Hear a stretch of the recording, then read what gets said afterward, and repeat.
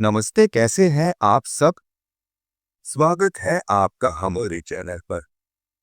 आप सभी का बहुत बहुत स्वागत है आज की इस नई वीडियो में। तो चलिए आज का वीडियो शुरू करते हैं। ओम श्रीमन्नारायणाय नमः। श्री विष्णु पुराण 15वां अध्याय। ऋभु का निदाक को अद्वैत ज्ञानोपदेश।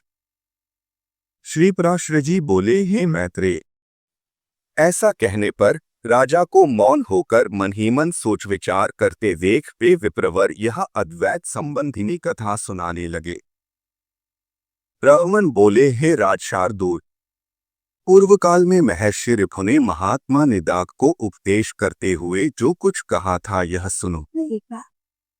हे भोक्ते, परमेष्ठी श्री ब्रह्मा जी का ऋभु नामक एक पुत्र था। वह स्वभाव से ही परमार्थ तत्व को जानने वाला था। पूर्व काल में महर्षि पुलस्त्य का पुत्र निदाक उन ऋभु का शिष्य था। उसे उन्होंने अति प्रसन्न होकर संपूर्ण तत्व ज्ञान का उपदेश दिया था। हे नरेश्वर, ऋभु ने देखा कि संपूर्ण शास्त्रों का ज्ञान होते हुए भी निदाक की अद्वैत में निष्ठा नहीं है। उस समय देविकांदी के तीर पर पुलस्त्य जी का बसाया हुआ वीरनगर नामक एक अति रमणीक और समृद्धि संपन्न नगर था। हे पार्थिवोत्तम, रमय उपवनों से सुशोभित उस पुर में पूर्व काल में ऋभु का शिष्य योगवेत्ता निदाक रहता था।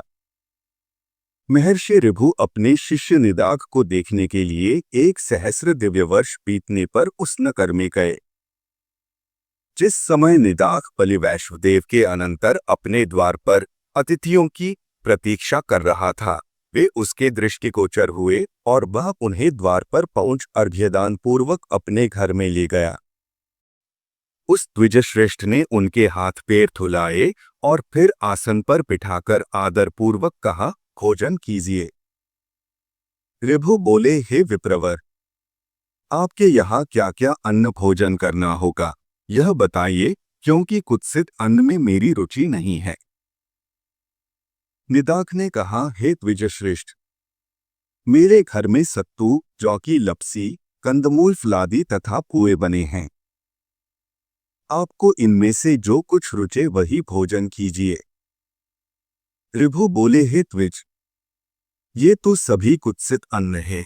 मुझे तो तुम हलवा, खीर तथा मट्ठा और खाड़ से बने स्वादिष्ट भोजन कराओ। तब निदाक ने अपनी स्त्री से कहा, हे गृहदेवी, हमारे घर में जो अच्छी से अच्छी वस्तु हो उसी से इनके लिए अति स्वादिष्ट भोजन बना। ब्राह्मण जठारत करेगा। उसके ऐसा कहने पर उसकी पत्नी ने अपने पति की आज्ञा से उन विप्रवर के लिए अति स्वादिष्ट अन्न तैयार किया। हे राजन, ऋभु के यथेच भोजन कर चुकने पर निदाक ने अति विनीत होकर उन महामुनि से कहा। निदाक बोले, हे द्विज, कहिए भोजन करके आपका चित्त स्वस्थ हुआ ना? आप पूर्णतया तृप्त और संतुष्ट हो गए ना? है विप्रवर, कहिए आप कहाँ रहने वाले हैं? कहाँ जाने की तैयारी में हैं? और कहाँ से पधारे हैं? ऋभु बोले, हे ब्राह्मण, जिसको क्षुधा लगती है उसी की तृप्ति भी हुआ करती है। मुझको तो कभी क्षुधा ही नहीं लगी, फिर तृप्ति के विषय में तुम क्या पूछते हो? जठराग्नि के द्वारा पार्थिव ठोस धातुओं के क्षीण हो जाने से मनुष्य को क्षुधा की प्रतीति होती है और जल के क्षीण होने से तूषा का अनुभव होता है। हे द्विज, ये क्षुधा और तृषा तो देह के ही धर्म हैं, मेरे नहीं। आत्मा कभी क्षुधित न होने के कारण मैं तो सर्वदा तृप्त ही हूँ। स्वस्थता और तुष्टि भी मन ही में होते हैं। आत्मा ये मन ही के धर्म हैं, पुरुष आत्मा से इनका कोई संबंध नहीं है। इसलिए हे द्विज, ये जिसके धर्म हैं उसी से इनके विषय में पूछो। और तुमने जो पूछा कि आप कहाँ रहने वाले हैं, कहाँ जा रहे हैं, तथा कहाँ से आए हैं, सो इन तीनों के विषय में मेरा मत सुनो। आत्मा सर्वगत है, क्योंकि यह आकाश के समान व्यापक है। कहाँ से आए हो, कहाँ रहते हो और कहाँ जाओगे, यह कथन भी कैसे सार्थक हो सकता है।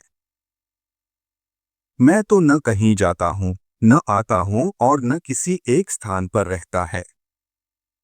तो मैं और अन्य पुरुष भी देहादि के कारण जैसे पृथक पृथक दिखाई देते हैं, वास्तव में वैसे नहीं हैं। वस्तुतः तो तू नहीं है, अन्य अन्य नहीं है और मैं नहीं हूँ।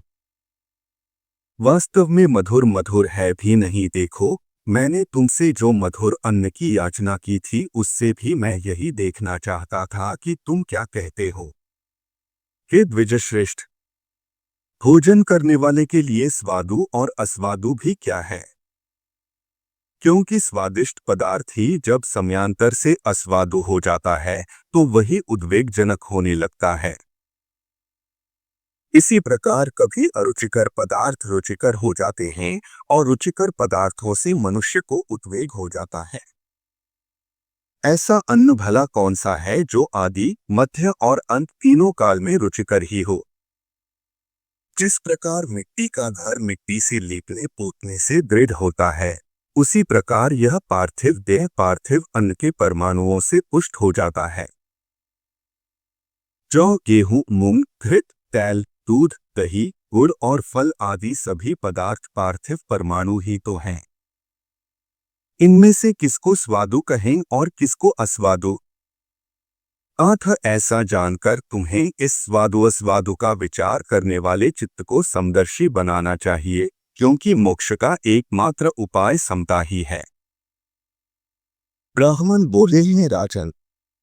उनके ऐसे परमार्थमय वचन सुनकर महाभाग निदाग ने उन्हें प्रणाम करके कहा, प्रभु, आप प्रसन्न होइए। कृपया बतलाइए, मेरे कल्याण की कामना से आए हुए आप कौन हैं? हे द्विज, आपके इन वचनों को सुनकर मेरा संपूर्ण मोह नष्ट हो गया है। ऋभु बोले, हे द्विज, मैं तेरा गुरु ऋभु हूँ। तुझको सत्सद विवेकिनी पुत्री प्रदान करने के लिए मैं यहाँ आया था। अब मैं जाता हूँ। जो कुछ परमार्थ है वह मैंने तुझसे कह ही दिया है। इस परमार्थ तत्व का विचार करते हुए तू इस संपूर्ण जगत को एक वासुदेव परमात्मा ही का स्वरूप जान, इसमें भेदभाव बिल्कुल नहीं है। ब्राह्मण बोले, तदंतर निदाघ ने बहुत अच्छा कह उन्हें प्रणाम किया और फिर उससे परम भक्तिपूर्वक पूजित हो ऋभु स्वेच्छानुसार चले गए। इति श्री विष्णु पुराणे द्वितीयांशे पंचदशोऽध्याय। तो आज की वीडियो में बस इतना ही। अगर आपको ये वीडियो पसंद आया हो तो इसे लाइक करें और चैनल को सब्सक्राइब करना न भूलें। आपको ये वीडियो कैसी लगे हमें कमेंट करके जरूर बताएं। मिलते हैं अगली वीडियो में, तब तक के लिए अपना ध्यान रखिए। खुश रहिए, स्वस्थ रहिए और देखते रहिए हमारा चैनल। धन्यवाद।